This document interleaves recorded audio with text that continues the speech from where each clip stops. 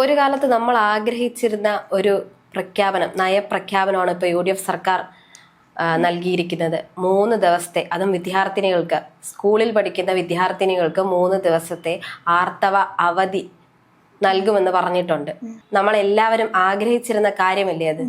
ശരിക്കും നമ്മൾ പഠിക്കുന്ന കാലത്ത് നമ്മൾ ഒരുപാട് ആഗ്രഹിച്ചിട്ടുണ്ടോ നമുക്ക് പഠനത്തിലൊന്നും മുടക്ക് വരാതെ ഒരു 3 ദിവസം അവധി കിട്ടിയിരുന്നെങ്കിൽ എന്ന് നമ്മൾ ഒരുപാട് ആഗ്രഹിച്ചിട്ടുണ്ട്. കാരണം ആർത്തവ സമയത്ത് പലരുടെയും പല ശാരീരിക ബുദ്ധിമുട്ടുകളാണ് അനുഭവിക്കുന്നത്. പലരും പറയും എനിക്കും വരുന്നതാണല്ലോ, പിന്നെന്താ പ്രശ്നം എന്നൊക്കെ പറയുമെങ്കിലും പലർക്കും പല ബുദ്ധിമുട്ടാണ്. അപ്പം ബുദ്ധിമുട്ട് അനുഭവിക്കുന്ന കുട്ടികൾക്ക് ഇതൊരു അനുഗ്രഹമായിട്ടാണ് കാണുന്നതെന്ന് തോന്നുന്നു. അതായത് ചിലർ പറയുന്നു ചിലപ്പോൾ കുട്ടികളുടെ പഠനം മുടങ്ങുന്നു, അതിനും സർക്കാർ പറയുന്നുണ്ട് പഠനത്തിന് വേണ്ട സഹായം ചെയ്തു കൊടുക്കും, ആ സമയത്തുള്ള പഠനം മുടങ്ങില്ല എന്നും പറയുന്നു. പിന്നെ സാനിറ്ററി നാപ്കിനുകളുടെ ഉപയോഗം വർദ്ധിപ്പിക്കും എന്നെല്ലാം പറയുന്നു. അപ്പോൾ ഇത് സ്ത്രീകൾക്ക് ഒരു വളരെ ഉപകാരപ്രദമായ ഒരു പ്രഖ്യാപനമായി തന്നെയാണ് ഞാനിതിനെ കാണുന്നത്. ഇതിപ്പോൾ PCOS, PCOD പോലുള്ള രോഗങ്ങളുള്ള കുട്ടികൾക്ക് വലിയൊരു ഉപകാരമാവും.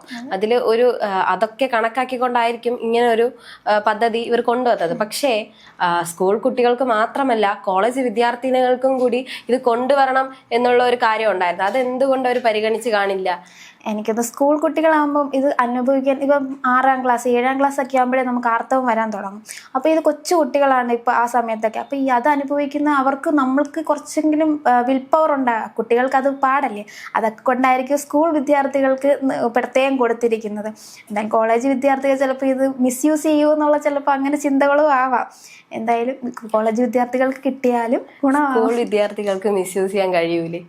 കഴിയും. അതിന് പ്രത്യേക കൗൺസിലിംഗ് പോലെ എന്തെങ്കിലുമൊക്കെ എടുക്കണമെന്നും സർക്കാർ പറയുന്നുണ്ട്.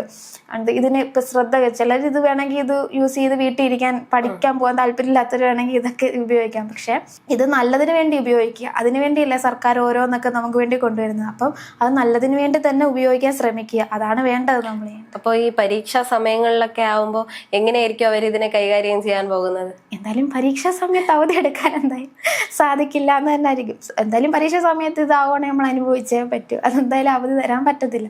അല്ലാത്ത ദിവസങ്ങളിൽ നമുക്ക് എന്തെങ്കിലും ഒരു ഉപകാരം ആവട്ടെ എന്നായിരിക്കും. നമുക്ക് എൻ്റെ ഒരു കൂട്ടുകാരിക്ക് ഈ PCOD പോലുള്ള അസുഖമുണ്ട്, അവൾ അനുഭവിക്കുന്ന ഞാൻ കണ്ടിട്ടുണ്ട്.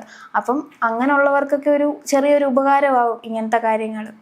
മുൻപ് ഇതുപോലെ ഒരു ദിവസം എന്തോ ഇതുപോലെ അവധി എടുക്കാമെന്നൊക്കെ പറഞ്ഞു വന്നിട്ടുണ്ട്. പക്ഷെ അങ്ങനെ അവധി ചോദിക്കുമ്പോൾ സ്കൂളിൽ നിന്ന് തന്ന ചരിത്രമൊന്നും ഉണ്ടായിട്ടില്ല. ഇതും ഇനി അങ്ങനെ ആവുമെന്നുള്ളൊരു സംശയം എനിക്കുണ്ട്.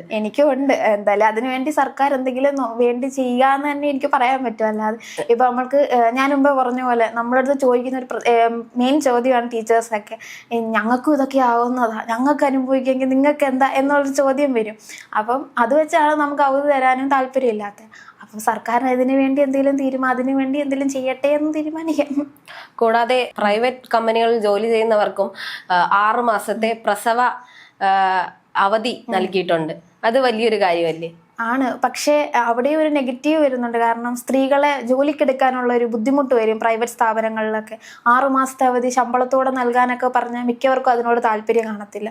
പക്ഷെ 6 മാസത്തെ അവധി ശരിക്കും നമുക്ക് തരേണ്ടതല്ലേ? കുട്ടികളെ നോക്കേണ്ട സമയം, പ്രസവം കഴിഞ്ഞാലും നമുക്ക് കുട്ടികളെ മുലയൂട്ടുകയും അങ്ങനെയുള്ള കാര്യങ്ങൾ ചെയ്യേണ്ട സമയമാണ്. പക്ഷെ ചിലപ്പോൾ ഇത് നമുക്കൊരു നെഗറ്റീവായിട്ട് വരുമോ എന്നൊരു സംശയമുണ്ട്. അത് പക്ഷെ മുൻപും ഉണ്ടായിരുന്ന പദ്ധതിയാണെന്നൊക്കെയുള്ള കമന്റുകൾ വരുന്നുണ്ട്. അത് ശ്രദ്ധിച്ചായിരുന്നില്ലേ? മുൻപും അങ്ങനെയുള്ള, അത് എനിക്ക് തോന്നുന്നു സർക്കാർ സ്ഥലങ്ങളിലായിരിക്കും അങ്ങനെ ഉണ്ടായിരുന്നതെന്ന് തോന്നുന്നു.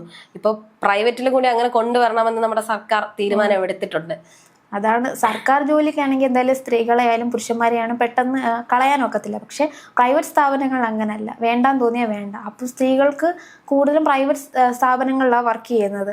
അപ്പം അവർക്കൊരു ജോലിയുടെ എന്തെങ്കിലും പ്രശ്നം ഉണ്ടാകും. അപ്പം അതിന് വേണ്ട നടപടികളും സർക്കാർ എടുക്കണമെന്നാണ് എൻ്റെ ഒരു താല്പര്യം. ഈ അവധികൾ എന്ന് പറയുമ്പോൾ ഏറ്റവും കൂടുതൽ എടുക്കാൻ പറ്റാത്ത ഒരു മേഖലയാണ് മെഡിക്കൽ ഫീൽഡിലുള്ളവർക്ക്. അപ്പൊ അവർക്കും കൂടി ഈ പരിഗണന കൊടുക്കണം. ഈ പ്രസവ അവധി ആയാലും ഈ ആർത്തവ അവധി ആയാലും അവർക്കും കൂടി ഈ പരിഗണന കൊടുക്കണം എന്നുള്ള ഒരു അഭിപ്രായം എനിക്കുണ്ട്. അതെ, അവർക്ക് കൊടുക്കണം തീർച്ചയായും. അവർക്ക് നമ്മുടെ ആരോഗ്യം നോക്കുന്നതോളം അവരുടെ ആരോഗ്യം കളയേണ്ട ആവശ്യമില്ലല്ലോ. ഇതിനുവേണ്ടി ഒരുപാട് കോളേജ് വിദ്യാർത്ഥികളും വനിതാ സംഘടനകളും ഇതിനുവേണ്ടി ഇറങ്ങിയിരുന്നു. അന്നൊന്നും ഇത് സാധ്യമായിരുന്നില്ല. അപ്പോൾ ആ സമയത്തൊക്കെ VD സതീശൻ ഇതൊക്കെ മനസ്സിൽ കണ്ടുകൊണ്ടിരുന്നതാണ്, ഇങ്ങനെ ഒരു പ്രഖ്യാപനം നടത്തണമെന്നും. അങ്ങനെയായിരിക്കും ഇതൊക്കെ ഇപ്പോൾ മുന്നിൽ കൊണ്ടുവന്നിരിക്കുന്നത്. ഇപ്പം വി.ഡി. സതീശൻ അധികാരം ഏറ്റിട്ട് അധികമൊന്നും ആയില്ല. സ്ത്രീകൾക്ക് വേണ്ടിയാന്ന് തോന്നുന്നു ഏറ്റവും കൂടുതൽ പ്രഖ്യാപനം നടത്തിയത്. അപ്പം നമ്മളുടെ ബുദ്ധിമുട്ടെല്ലാം മനസ്സിലാക്കി വെച്ചിരുന്ന അതിനുവേണ്ടി കാര്യങ്ങൾ ഓരോന്നും ചെയ്ത് വരികയാണെന്നാണ് എനിക്ക് തോന്നുന്നത്. KSRTC ബസ്സിലെ സൗജന്യ യാത്ര വലിയൊരു വിവാദമൊക്കെ ആയിരിക്കുകയാണ്. സ്ത്രീകൾക്ക് മാത്രം ഇങ്ങനെ ഒരു പരിഗണന കൊടുക്കുന്നു എന്നൊക്കെ കൊണ്ട്. അപ്പൊ അതുപോലെ ഇതും ആവാതിരിക്കട്ടെ എന്ന് നമുക്ക്, ഇതിപ്പോ സ്കൂൾ വിദ്യാർത്ഥിനികൾക്ക് മാത്രം കൊടുത്തത് കൊണ്ടായിരിക്കും, കോളേജ് വിദ്യാർത്ഥിനികളുണ്ട്, അല്ലാതെ ജോലിക്ക് പോകുന്നവരുണ്ട്, അവർക്കും കൂടി ഇത് കൊടുക്കാം എന്നുള്ള ഒരു വിവാദം ഉടനെ ഉണ്ടാവും എന്നുള്ള കാര്യത്തിൽ ഒരു തർക്കവും വേണ്ട.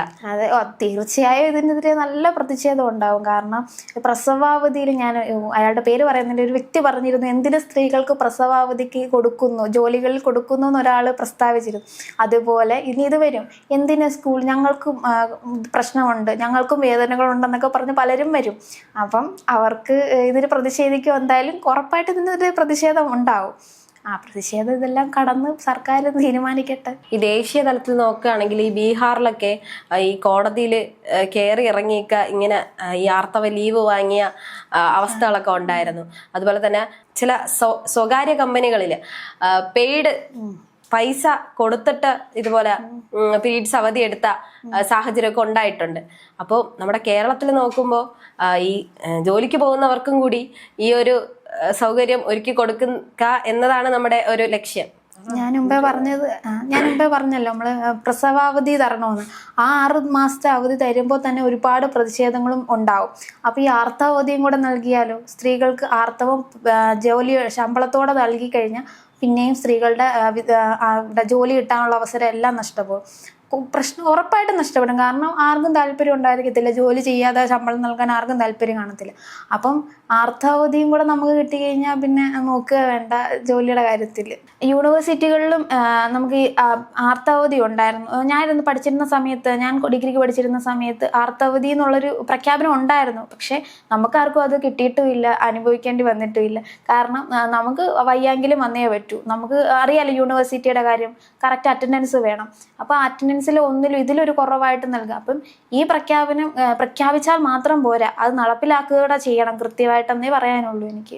ഈ പ്രഖ്യാപനങ്ങളൊക്കെ നടക്കുന്നുണ്ടോ എന്നുള്ള ആ ഒരു കമ്മിറ്റി രൂപീകരിക്കണം. ഇതൊക്കെ നടക്കുന്നുണ്ടോ എന്ന് നോക്കാൻ വേണ്ടി കമ്മിറ്റി കൂടി രൂപീകരിക്കണം എന്നാണ് എൻ്റെ അഭിപ്രായം. പ്രഖ്യാപനം മാത്രം പോരാ. ഇപ്പം ഞാൻ പറഞ്ഞല്ലോ, പണ്ട് സമയത്ത് ഞാൻ പഠിച്ചിരുന്ന സമയത്തും ഉണ്ടായിരുന്നു, പക്ഷെ നടപ്പിലായില്ല. അതേപോലെ നടപ്പിലാകില്ല എന്നൊരു കൂട്ടം പിള്ളേർ വിചാരിക്കുന്നുണ്ട്. ഇനി സ്കൂളിലേക്കായതുകൊണ്ട് ചിലപ്പോൾ നടക്കാൻ സാധ്യതയുണ്ട്.